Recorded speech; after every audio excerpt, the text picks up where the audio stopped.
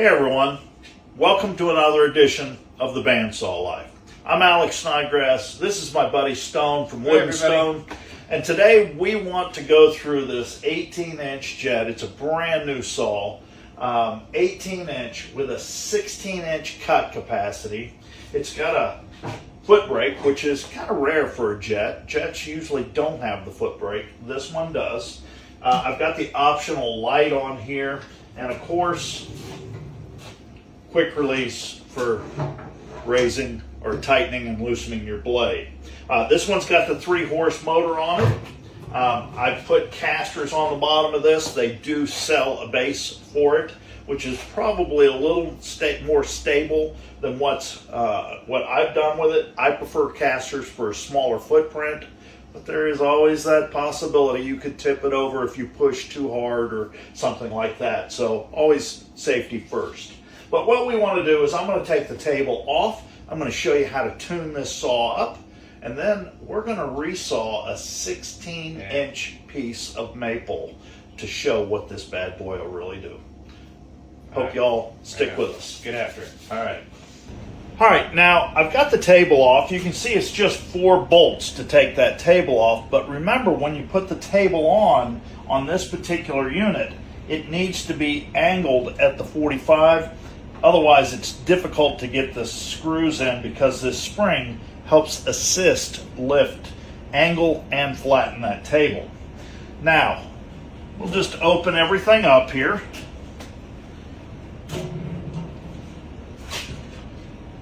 And this guard is definitely something you want to keep in place. I'm going to take it off so that it's easier for y'all to see how to adjust this. It's got 2 number 5 Allen screws here on the side. So we'll just take those out.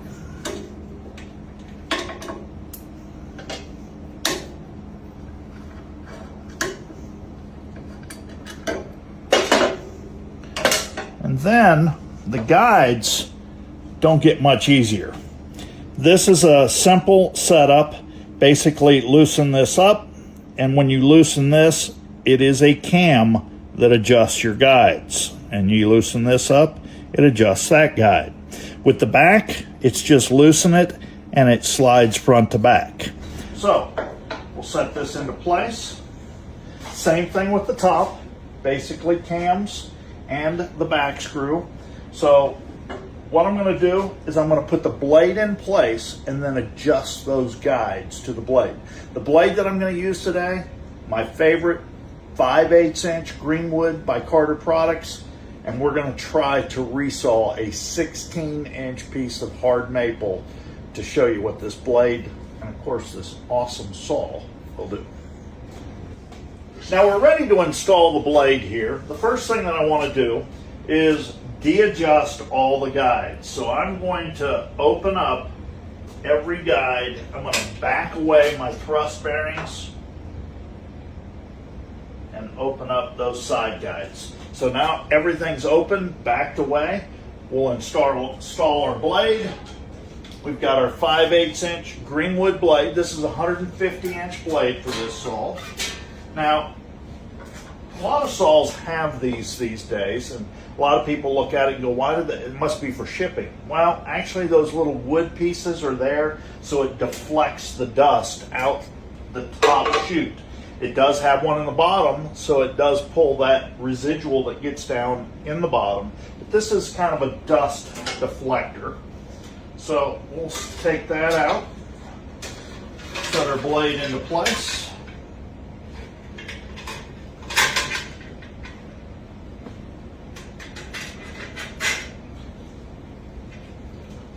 Now this does have the quick release, so I'm going to raise that up to lower that top wheel. We'll set that blade into place. Just get it to where it's somewhat centered. And then we'll put just a little bit of tension on that. Now, I'm going to rotate that and see where that blade tracks. We can see that the blade tracks back a good bit. So, what I'm going to do is I'm going to use my thrust adjustment here Let's come around this side, break that loose. We'll back that off just a little bit. And we're trying to track this so that the deepest part of the gullet is right there in the center of the wheel at the top. Remember, it's designed to run that way. The deepest part of the gullet. And this, the nice thing about this new jet, the wider wheels really allow for you to get a larger blade on there if you wanted to. But even on my 24-inch Powermatic, I don't run anything over a 5/8-inch Greenwood blade. I get good production out of it. Just no need to go much larger. So, I've got it to where it's tracking right there in the center. Then I'm going to lock that thrust adjustment into place. Then before you do any adjusting on this, make sure that you lock that top post, because it can move or cant that piece just a little bit if it's not solid. So we've got that solid. We've got our guides backed away. So the first thing I want to do is adjust this bottom guide. All right, so I want to adjust these lower guides. We'll just stick that dust deflector back into place to get it out of the way. And the first thing that I want to do is I want to adjust these side guides front to back so that the front edge is just behind the deepest part of the gullet. Remember, your tooth set begins at the deepest part of the gullet. So if you bring those side guides into the gullet, you're going to flatten those teeth out. So I've got it set up to where the front edge is just behind the deepest part of the gullet on the bottom. We'll do the exact same thing here at the top. Now we've got the upper and lower set so that the front edge of those bearings is just behind the deepest part of the gullet. Now next, I want to make sure that my thrust bearing is as close as possible without it actually touching the blade until we begin to cut. So I'm going to bring that up right to the back edge of that blade. And then when I rotate the wheel, if that bearing's turning, then we're just a little bit too close. So we'll back that off just a smidge. And now we've got it very close, but you can see just how little I have to go back. Let me just adjust that just a smidge more. You can see all I have to do is put like fingernail pressure to make that bearing turn. But when I turn the wheel, the bearing doesn't turn. So we're as close as possible without it touching. Now, since we're down here, we'll go ahead and adjust our side guides. So I'm just going to rotate that in so that it's as close as possible without touching. So all I have to do is bring that in, back it away. Now you can see both bearings are turning, and when that happens, you're crushing the blade. So you definitely don't want it that close. So we'll back that away just a little bit more. And now you can see we've got just a little bit of movement, and we're good to go on that lower one. Now we've reinstalled the table. I've put the bolts in, but I've left them loose on purpose. The reason being is we need to adjust this table to the blade, especially the first time when you're putting this together. I want to adjust the table so that the blade is right in the middle of that insert. See, sometimes you get a saw and you think, well, maybe it wasn't put together properly.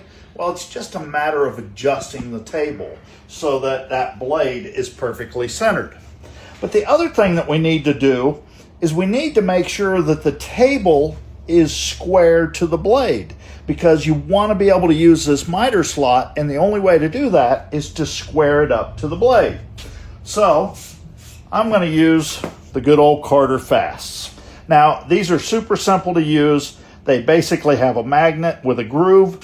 All right, so we'll take our Fasts. We want those teeth right in that groove so that basically you're square to the body of the blade, not the offset of the teeth. Then we'll take a second one, and I'm going to put that on the back, and I can see that I'm just shy of that 3/4. So basically 11/16 off that one. And then we'll do the same thing on the front. And you can see I'm right at 3/4 of an inch there. So we're not off by a whole lot. Let's skew that out just a little bit. And now we're right there at that 11/16 on the back. We're also right there at that 11/16. So now the miter slot is square to the body of the blade. The other thing you want to make sure is once you've done that, you can see that our blade is not in the center of that insert. So you may have to do this a couple of times just to get it square. So we're going to put that back in the middle one more time.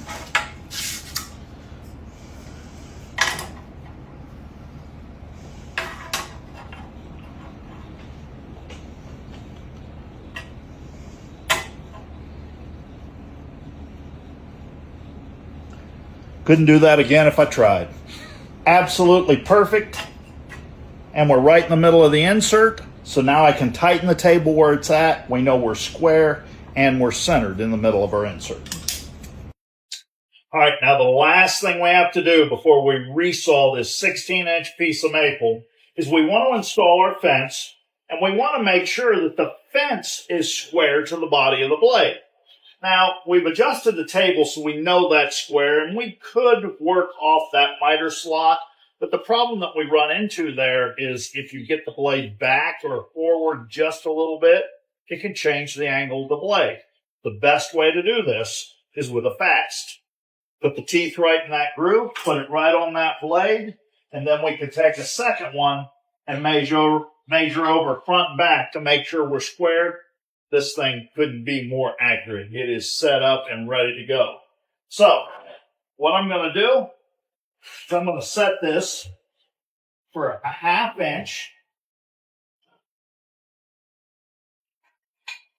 And then, I know a lot of y'all see me doing resawing and think, well, he's done it. He knows how to do it. Well, today, I'm going to have my buddy Stone do this resawing, and he's going to do a 16-inch piece. We have not cut a thing on this saw, so we're hoping that everything is set up accurate, but we're going to find out. All right, now we've got this thing set up so that basically we've got a feather board here so that really just kind of helps keep it against that fence there, because this is a pretty tall piece to try to keep perfectly square. Stone has never actually resawn something this big before. About 12 inches. Okay, so this should be interesting, again, if we've set it up the right way. Go ahead, my friend.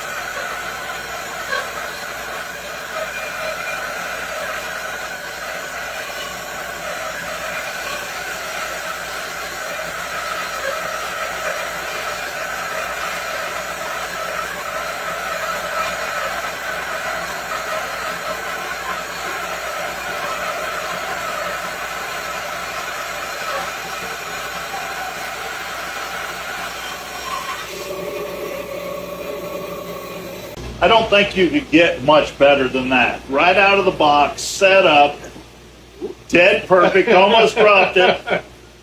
But 16 inches of hard maple, it doesn't get much better when it comes to saws. Jet and Powermatic are the absolute best. And harder blades, absolutely very difficult to do it without them. So, I hope you all have enjoyed this. If you have any questions, definitely ask them in the comment section, but I hope you enjoyed it. Thanks for watching, everybody. Thanks for joining us. Yeah, thanks for having me. Hey, everyone. Thanks for watching. Be sure to like, share, and subscribe for more Bandsaw Life content.